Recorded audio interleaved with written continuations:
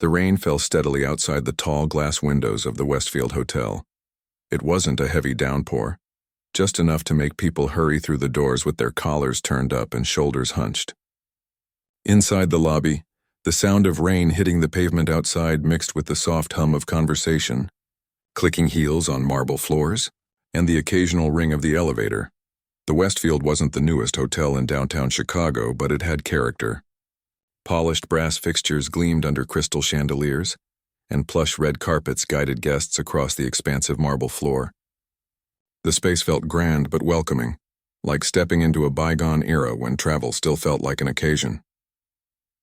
At the reception desk, 3 staff members in crisp black uniforms checked guests in and out, their fingers dancing across computer keyboards. A young woman with her hair pulled back in a tight bun answered phone calls with a practiced smile in her voice. "Thank you for calling the Westfield Hotel. How may I assist you today?"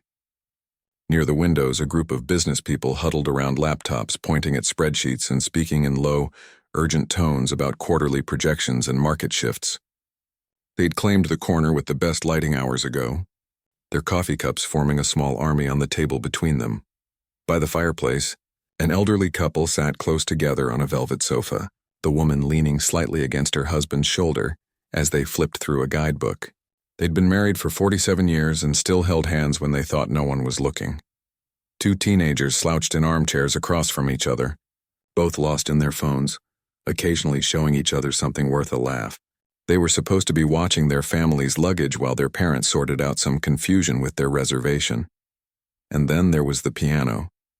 It sat in its own corner of the lobby, a beautiful baby grand with its lid propped open. The hotel had placed it there years ago, more as a decorative piece than anything else. Occasionally, during holiday seasons, they hired musicians to play, but most days it sat silent, its presence almost forgotten beneath the constant movement of hotel life. The revolving door at the main entrance spun again, and a man stepped through. He paused for a moment, blinking as his eyes adjusted to the warm light inside. Water droplets clung to his gray overcoat and hair. He wasn't particularly tall or short, not noticeably handsome or plain. Just a man in his mid-50s with slightly stooped shoulders and eyes that seemed to take in everything while revealing nothing. He carried no luggage, just a worn leather messenger bag slung across his body. His clothes were good quality but not flashy, the gray suit slightly rumpled from travel, sensible black shoes that had seen better days but were still polished to a respectable shine. He could have been anyone, a professor, an accountant, a doctor coming from a long shift.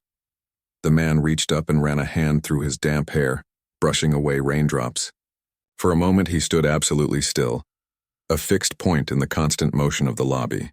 His eyes moved slowly across the space, taking in the reception desk, the business people, the elderly couple, the teenagers, the unoccupied corners and busy walkways. His gaze lingered on the piano. Nobody paid him any attention. The hotel staff were busy with guests who needed immediate assistance. The business people were lost in their numbers. The elderly couple was deciding which museum to visit first. The teenagers had found something hilarious online. In a place like this, people came and went constantly. One more unremarkable man in a gray suit didn't register. He moved through the lobby with unhurried steps, skirting around a bellhop pushing a loaded luggage cart. His movements were careful, almost deliberate, like someone who didn't want to take up too much space or draw attention. He nodded politely to a housekeeper who passed by with fresh towels, and she nodded back without really seeing him. As he approached the piano, his pace slowed even further.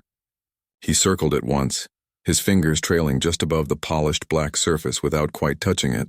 There was something reverent in the way he regarded the instrument, like someone visiting a long-lost friend. The man glanced around again, perhaps checking if anyone would object to his presence near the piano. No one was watching. The reception desk staff were dealing with a family of 5 trying to check in all at once. A tour group had just arrived, filling the space with excited chatter in a language he didn't recognize. Everyone was wrapped up in their own little worlds. He slipped the messenger bag from his shoulder and placed it carefully on the floor beside the piano bench. Then, with a slight hesitation, he sat down. His hands hovered above the keys for several seconds, not playing, just feeling the presence of the instrument beneath his fingertips. His shoulders rose and fell with a deep breath. Outside, the rain picked up, drumming against the windows with greater insistence. Inside, a child laughed somewhere near the elevators, the sound bright and sudden against the background noise. A hotel phone rang. Someone dropped a set of keys with a metallic clatter. The man at the piano didn't seem to hear any of it. His focus had narrowed to just the black and white keys before him. He adjusted his position slightly on the bench, straightening his back and relaxing his shoulders in a motion that seemed practiced and familiar. In the corner of the lobby, the digital clock above the concierge desk silently marked the passing minutes. It was 3:17 p.m. on a Tuesday in September, an ordinary moment on an ordinary day. None of the people going about their business in the Westfield Hotel lobby had any reason to think this particular rainy afternoon would be different from any other. The hotel manager, a woman with 22 years of experience and sensible shoes that didn't hurt her feet during 12-hour shifts, glanced over at the piano from where she was helping a guest locate a missing package. She noticed the man sitting there but didn't think much of it. Occasionally, guests did sit at the piano, though few actually played. Sometimes parents would let their children plink randomly at the keys before gently guiding them away. As long as no one was abusing the instrument, she let it be. A piano was meant to be played after all, not just admired from a distance. Near the main entrance, a doorman helped an elderly woman with her umbrella, making small talk about the weather. "They say it's supposed to clear up by evening," he told her with a warm smile. "But I'd keep that umbrella handy just in case." She thanked him and moved toward the reception desk, leaving small wet footprints on the marble floor. A young couple entered, laughing and shaking rain from their jackets. They were in love and everything delighted them, even getting caught in an unexpected shower. They moved through the lobby with their arms around each other's waists, heading toward the hotel restaurant for a late lunch, completely oblivious to anything but each other. The housekeeping supervisor checked her watch and made a note on her clipboard.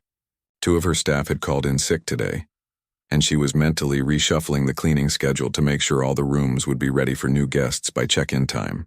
She had worked at the Westfield for 11 years and took pride in running a tight ship, regardless of challenges. A businessman in an expensive suit paced near the windows, speaking too loudly into his phone about deadlines and projected costs. People nearby gave him annoyed glances, but he didn't notice or care. And still the man at the piano sat motionless, his hands hovering above the keys, his eyes half closed. If anyone had been watching closely, they might have noticed the slight tremor in his fingers, the way his breath seemed to catch in his throat. There was tension in his stillness, not the relaxed pause of someone casually contemplating whether to play, but the coiled anticipation of someone about to step off a cliff. For him, perhaps it was exactly that. A cliff's edge, a threshold, a moment of decision that had been years in the making. Outside, thunder rumbled in the distance, a low growl that seemed to vibrate through the building itself. Inside, for just a moment, the constant noise of the lobby seemed to dim, as if the space itself were holding its breath. And then, finally, the man's fingers descended to touch the keys. No dramatic flourish, no announcement of intent, just the simple, humble act of a person connecting with an instrument. His touch was light at first, almost questioning, as if asking permission. The first note hung in the air, clear and pure, a single drop of sound in the ocean of lobby noise. Then another note joined it, and another, forming the beginning of a melody that seemed to rise from somewhere deep and forgotten. Few people noticed at first. The hotel continued its business. Guests checked in and out. Phones rang. The rain fell. Life went on in its busy, distracted way, unaware that something extraordinary had begun in the corner by the piano. Something that would in just a few minutes cause everyone in that grand lobby to stop and turn and wonder who exactly was sitting behind that beautiful baby grand, filling their ordinary Tuesday afternoon with unexpected magic. The first notes from the piano were so soft that they barely registered above the constant hum of the hotel lobby.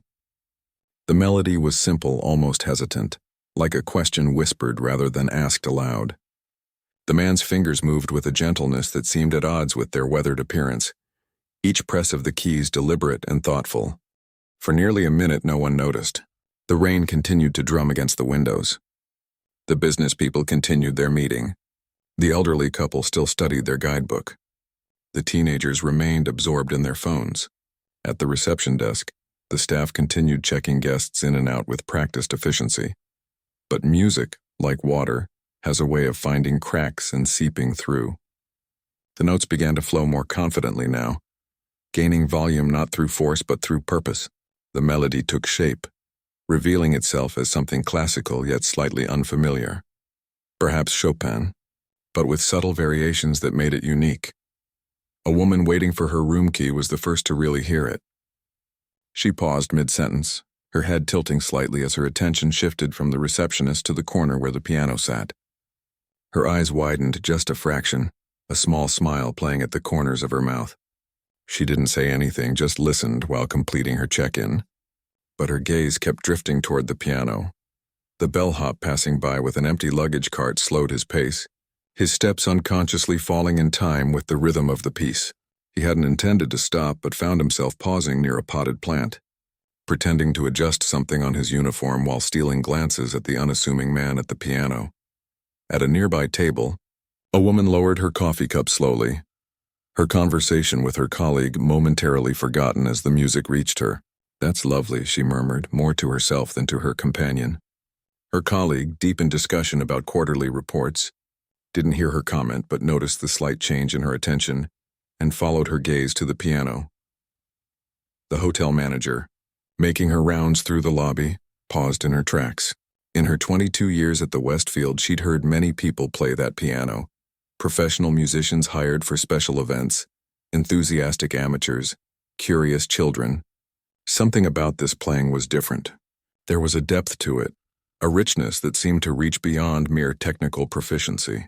She adjusted her path to walk closer to the piano, curiosity drawing her toward the unexpected performance. The music had shifted now, growing more complex, layers of melody and harmony intertwining like strands of silk being woven together. The man's posture had changed too, his back straighter, his shoulders relaxed yet poised, his head tilted slightly as if listening to something beyond the notes he was playing. His eyes remained half-closed, focused inward rather than on his surroundings. Near the fireplace, the elderly woman touched her husband's arm, drawing his attention away from the guidebook. She didn't speak, just nodded toward the piano. He listened for a moment, then closed the book quietly and set it aside. Together, they turned slightly in their seats, giving the music their full attention now. One of the teenagers glanced up from his phone, annoyed at first by the distraction, then curious. He nudged his friend with his foot. "Dude, listen," he whispered. His friend looked up, ready to roll her eyes, but instead found herself lowering her phone to her lap as the music washed over her. Even the loud businessman on his call began to notice that something was happening in the lobby. His pacing slowed, his voice dropped a few decibels.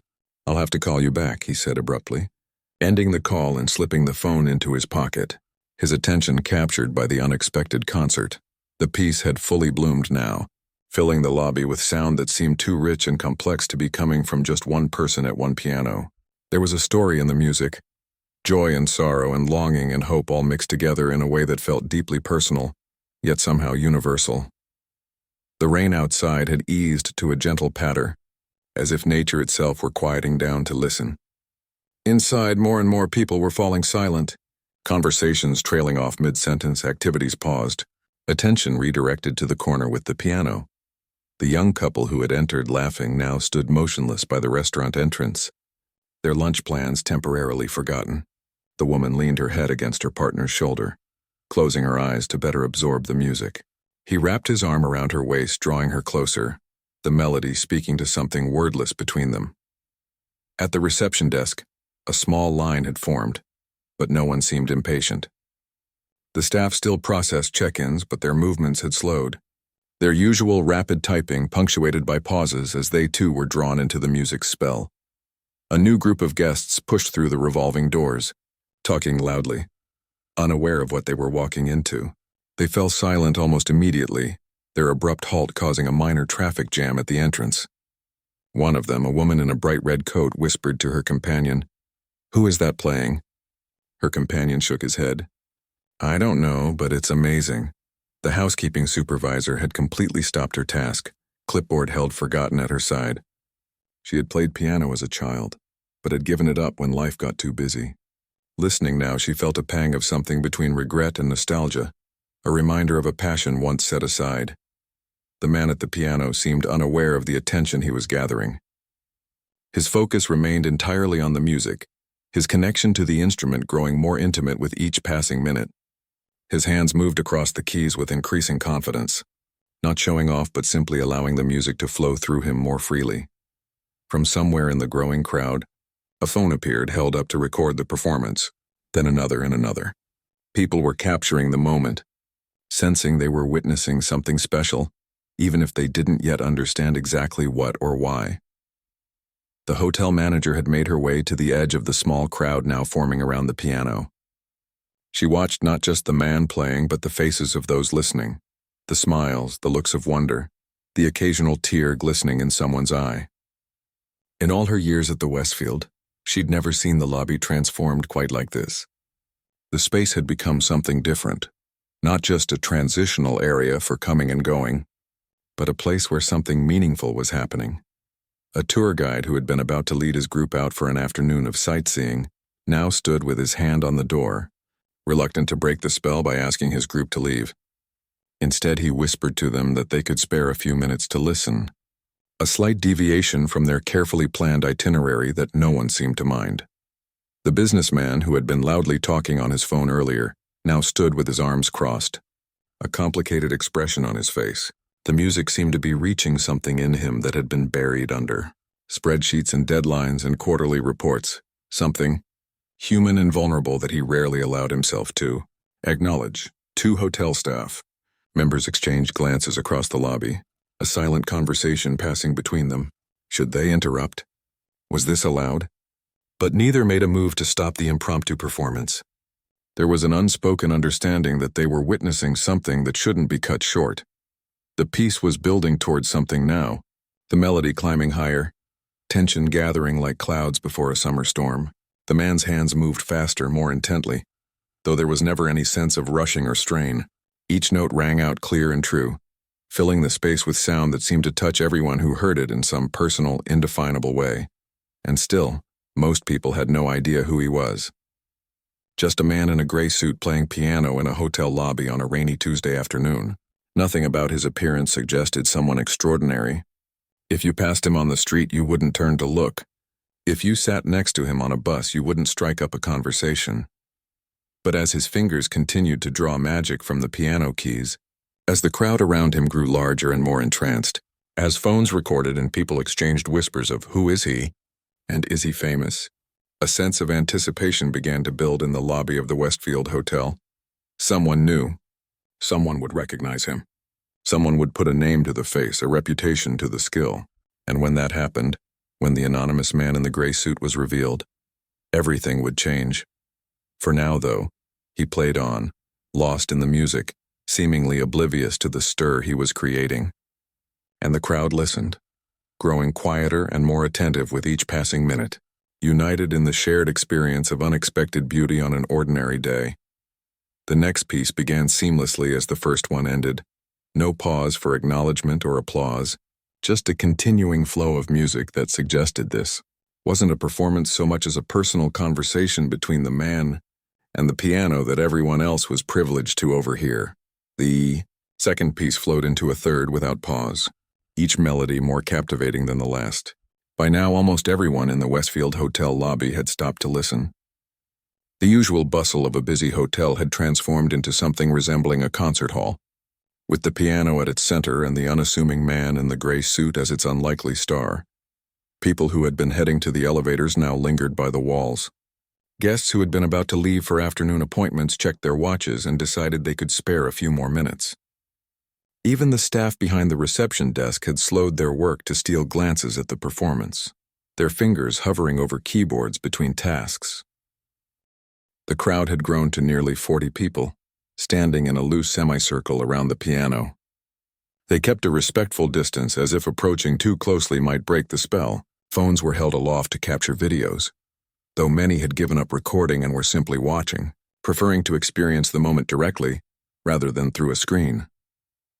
"He's incredible," a woman whispered to her husband. "Do you think he works here?" Her husband shook his head. "No way, he's too good. Must be a professional just killing time before a gig or something." Near the back of the gathering crowd, An older woman with silver-streaked hair stood very still, her hand pressed against her heart. There was something in her expression beyond mere appreciation, a look of dawning recognition, of disbelief slowly giving way to certainty. She took a hesitant step forward, then another, moving carefully through the crowd until she was near the front. For several minutes, she just watched and listened, her eyes never leaving the man's face. Then she turned to the young hotel employee standing next to her. "Do you know who that is?" she asked, her voice barely above a whisper. The employee, a young man in his first week on the job, shook his head. "No, ma'am. Just some guest, I think." The woman smiled, a complicated smile that held both joy and sadness. "That's Anton Riker." The young employee's forehead wrinkled in confusion. The name meant nothing to him. The woman noticed his blank expression and leaned closer. "Anton Riker," she repeated. "One of the greatest pianists of our time. He disappeared from public life about 5 years ago. Everyone in the classical music world wondered what happened to him." The young man looked back at the pianist with new interest. "Really, are you sure it's him?" The woman nodded. "I've seen him perform a dozen times. I'd know his playing anywhere. That piece he's playing now, it's his own composition. It was never recorded. He was working on it before he—" She trailed off, emotion making her voice catch. "Before he stopped performing." A middle-aged man standing nearby overheard their conversation. He studied the pianist more carefully now, then pulled out his phone. After a moment of searching, he turned the screen toward his wife, showing her a photograph. "Look," he whispered. "It is him. Older now and thinner, but it's definitely him." His wife squinted at the phone, then at the pianist. Her eyes widened. "Oh my God," she whispered. "Anton Riker. My mother had all his recordings." The news rippled through the crowd in hushed whispers.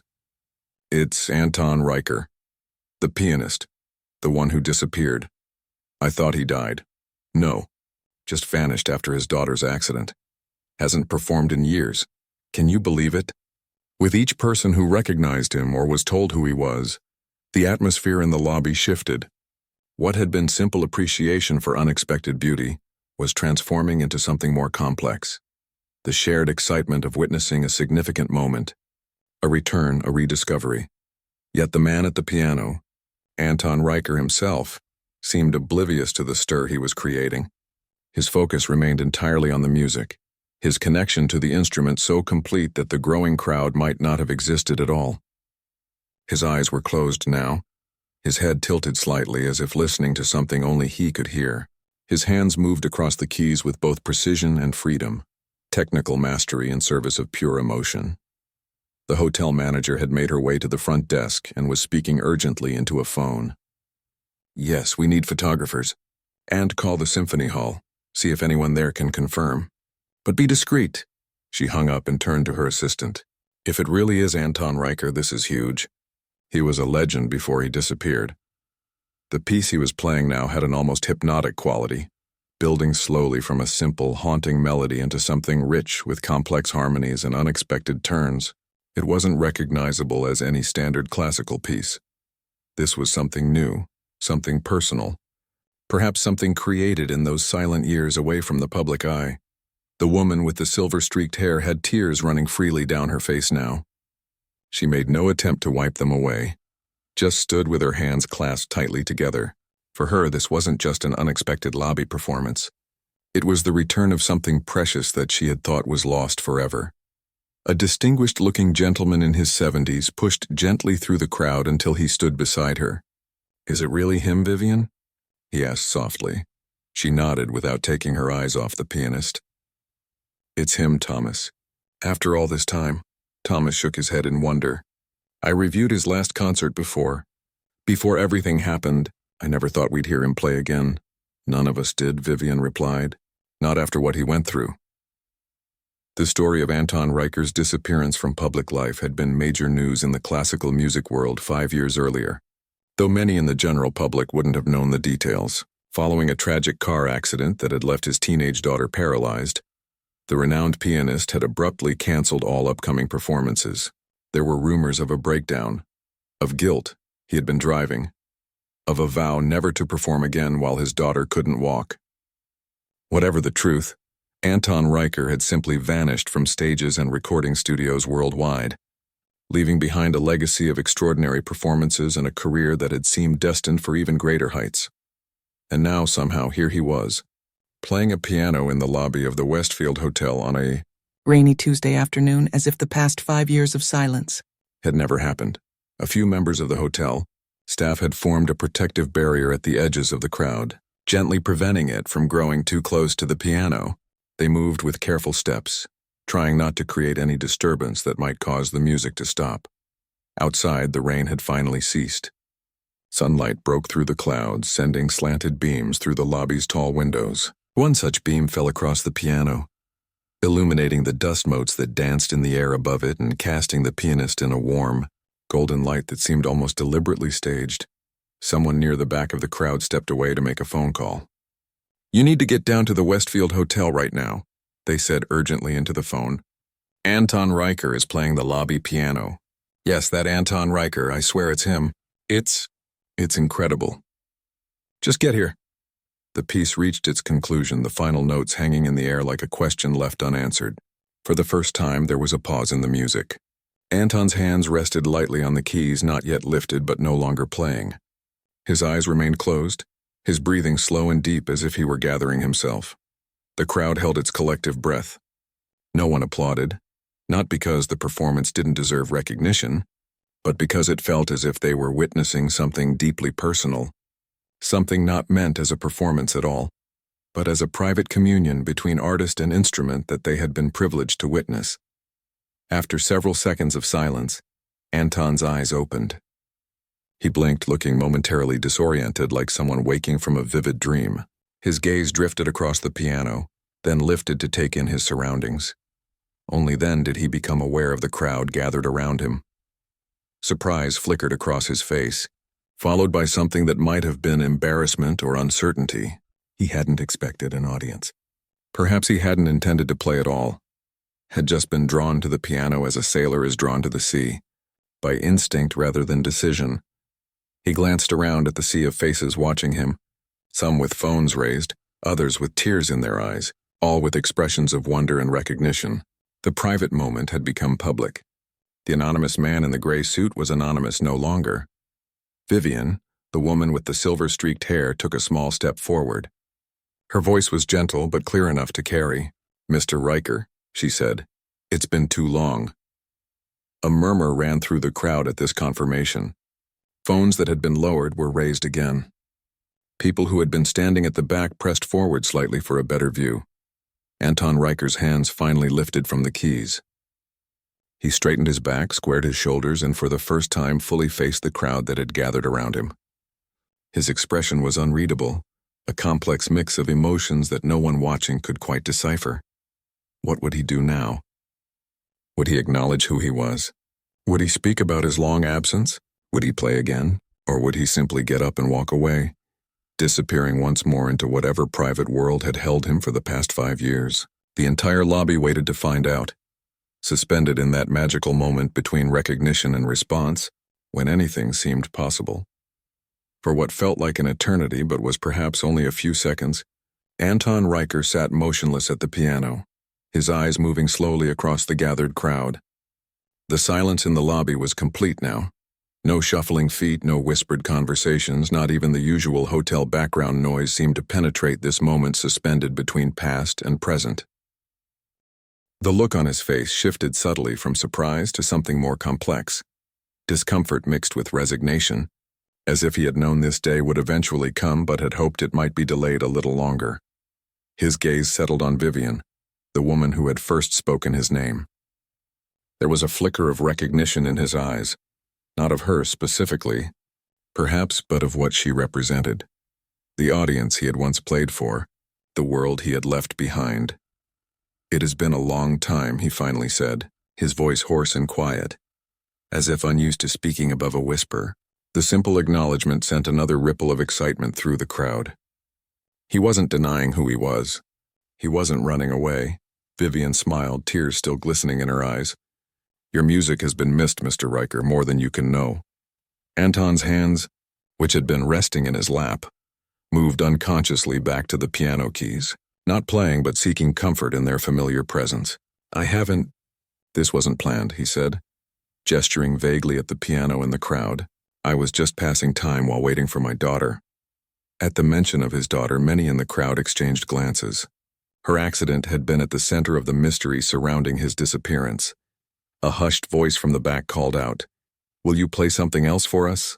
Anton looked down at his hands, then back at the crowd. He seemed to be weighing something internally, making a decision that felt significant beyond just this moment. Then slowly he nodded, a single deliberate motion. "One more piece," he said quietly. The crowd shifted, people adjusting their positions to see better, parents lifting children onto shoulders, phones being readied to record what everyone now understood was a historic moment. The return of Anton Riker to public performance, even if in this unexpected setting. His hands hovered above the keys for a moment, and then he began to play. This time was different. Now he knew he had an audience, and while he wasn't playing to impress them, there was an intentionality that hadn't been present before. The piece was one many recognized, Debussy's Clair de Lune, a piece of such delicate beauty that it seemed to transform the hotel lobby into someplace ethereal and timeless, but he played it unlike anyone had heard before. The familiar notes were all there, but he infused them with something personal, something that spoke of both profound loss and enduring hope. It was as if he were telling his story through Debussy's notes, sharing what words couldn't express. Near the front of the crowd, a hotel employee was discreetly speaking into a radio, while the manager had stepped away to make another phone call. Word was spreading beyond the lobby now. Staff from other floors were finding excuses to come down. People who had been in the hotel restaurant wandered out to see what was happening. A young woman in her 20s had pushed her way through to the front of the crowd. She leaned on a sleek carbon fiber cane, her movements careful but determined. She stopped at the edge of the open space around the piano, her expression a mix of exasperation and pride as she watched Anton play. Thomas, the elderly music critic who had been standing with Vivian, noticed her first. His eyes widened slightly in recognition, and he whispered something to Vivian, who turned to look at the young woman. "That must be Lily," Vivian whispered back. His daughter. Anton remained lost in the music, unaware of his daughter's arrival. His entire being seemed focused on drawing every nuance of emotion from the piano, his body swaying slightly with the rhythm, his face reflecting each shift in the music's mood. For those watching, it was like seeing someone come back to life before their eyes. The reserved, hesitant man who had first sat at the piano was gone, replaced by the artist they had thought was lost forever. As the piece approached its conclusion, a hush fell even deeper over the crowd. Everyone felt the significance of what they were witnessing, not just a beautiful performance but a moment of personal transformation, a threshold being crossed. The final notes of Clair de Lune faded into silence. Anton's hands remained on the keys for several heartbeats after the sound had died away, as if reluctant to break the connection. Then slowly he lowered them to his lap and raised his head. The applause that followed was immediate and overwhelming, not the polite appreciation of hotel guests for unexpected entertainment, but the passionate response of people who understood they had witnessed something extraordinary. It filled the lobby, echoing off the marble floors and high ceilings. Anton seemed startled by the intensity of the reaction. He half rose from the bench, uncertain, his eyes scanning the crowd until they landed on his daughter standing at the front. Something passed between them. A question asked and answered in a single, "Look." Lily gave him a small nod and a smile that spoke volumes: permission, encouragement, understanding. Anton slowly stood and gave a slight, formal bow, the kind he would have given after a performance at Carnegie Hall or the Royal Albert Hall in his previous life. The gesture seemed to acknowledge not just this audience but everything that had come before and everything that might now follow. The applause continued, showing no signs of diminishing. Someone near the back shouted, "Bravo!" and others took up the call. A few people had put down their phones and were simply applauding with both hands, choosing to be fully present in the moment rather than document it. The hotel manager reappeared, making her way carefully through the crowd to reach Anton. She spoke to him briefly, gesturing toward a side door that led to a small private lounge, offering him an escape route perhaps, or just a moment to collect himself away from the growing crowd. Anton glanced again at his daughter, who had now moved closer to the piano. She nodded again and began making her way toward the side door the manager had indicated, her movements graceful despite the cane. As Anton stepped away from the piano to follow her, people instinctively moved back to clear a path. No one tried to stop him or demand more music. There was respect in their restraint, an understanding that what they had been given was already more than they could have hoped for. But as he passed through the crowd, people reached out not to touch him, just to be near him, as if his music had created a connection they were reluctant to break. A few whispered thank you as he passed. An elderly man wiped tears from his eyes. A young girl clutched a music book to her chest and watched him with awe. Halfway to the side door, Anton paused. He turned back to look at the piano, then at the assembled crowd, his expression thoughtful. Making a decision, he approached a young hotel employee who stood nearby. "Do you have a business card for this hotel?" he asked quietly. The employee nodded eagerly and produced one from his pocket. Anton took it, then reached into his own jacket and withdrew a pen. He wrote something on the back of the card and handed it to the employee. "Please give this to your manager," he said. "It's my contact information. He hesitated as if the words were difficult to find. "I might be interested in playing here again, officially." The young employee's eyes widened. "Yes, sir, Mr. Riker. Right away, sir." Anton nodded his thanks and continued toward the door where his daughter waited. As they disappeared into the private lounge, the crowd in the lobby began to disperse, breaking into excited groups discussing what they had just witnessed. Phones were already sharing videos of the performance. Social media was lighting up with posts about Anton Riker's unexpected appearance. Music blogs would soon be reporting on his possible return to performing. Vivian and Thomas stood where they were, watching the door through which Anton had disappeared. "Do you think he means it?" Thomas asked. "About playing again?" Vivian smiled. "Did you see his face when he was playing that last piece? That wasn't a man saying goodbye. That was a man remembering who he is."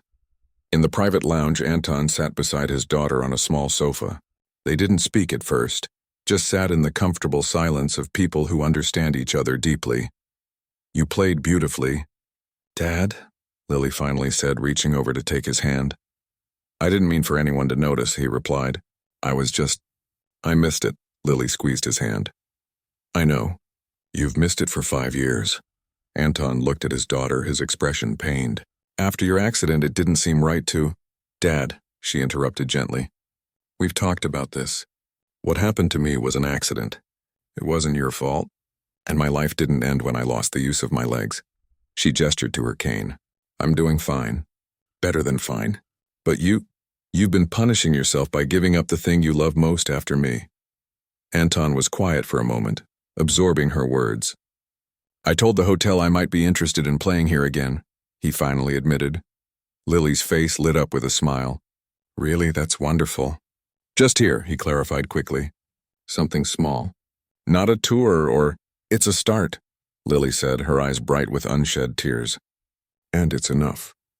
Outside in the lobby, life at the Westfield Hotel was returning to normal. Guests checked in and out. The rain had stopped completely and sunlight streamed through the windows. The piano sat silent once more, but something had changed.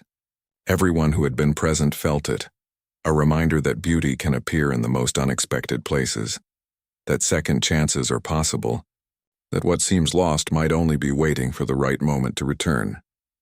And somewhere in the hotel, a legendary pianist who had stepped out of the shadows was contemplating his return to the world that had missed him so dearly. 3 months later, the Westfield Hotel lobby looked quite different. The usual furniture had been rearranged to create an intimate concert space. The baby grand piano still occupied its special corner, but it had been joined by 50 chairs arranged in neat semicircles. Small table lamps with warm amber shades created pools of gentle light throughout the space. The massive chandeliers overhead had been dimmed to their lowest setting. A discreet sign stood on an easel near the entrance. "Tonight, an evening with Anton Riker, 8 p.m. by invitation only." It was 7:30, and guests were already arriving, dressed in everything from formal evening wear to smart casual attire. Each person presented a simple white card at the entrance before being guided to their seat by staff, wearing the Westfield uniform with special gold pins for the occasion. The hotel manager stood near the piano, checking last-minute details and occasionally glancing at her watch. What had begun as an accidental discovery 3 months ago had transformed into something remarkable for the hotel. a series of exclusive, intimate concerts by a pianist whose return to performing had become one of the most talked about stories in the classical music world. In a small private room adjacent to the lobby, Anton Riker sat alone, eyes closed, hands resting on his knees. He wore a simple black suit, not the rumpled gray one he had worn that rainy afternoon, but nothing ostentatious either. At 62, he looked younger than he had 3 months ago.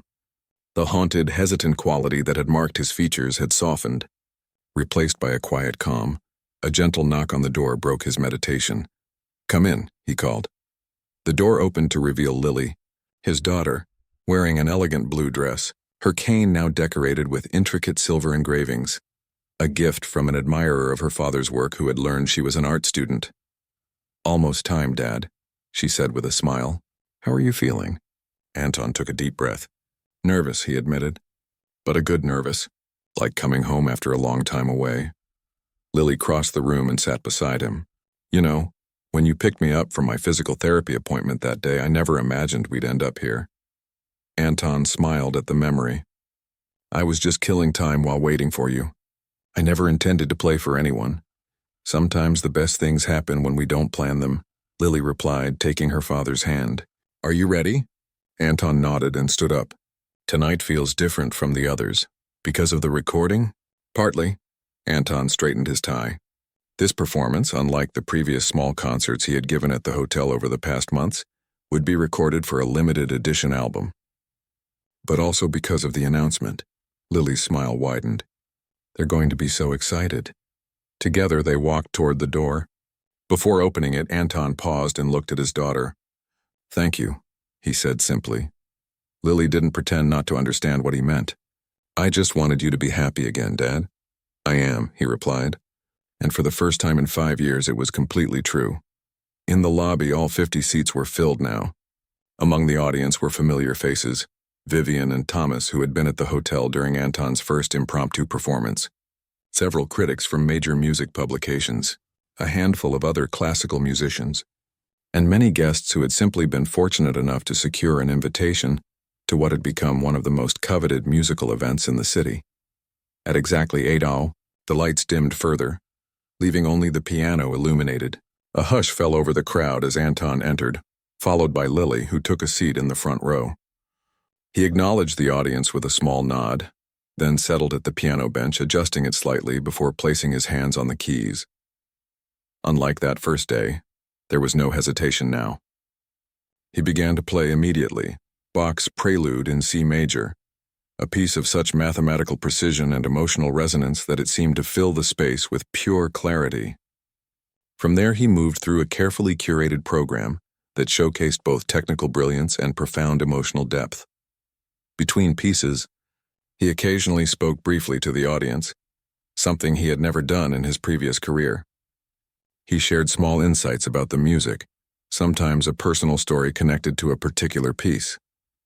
His voice was quiet but warm, creating an atmosphere of intimacy that made everyone in the room feel part of something special. In the middle of the program, he introduced a piece that no one in the audience had heard before.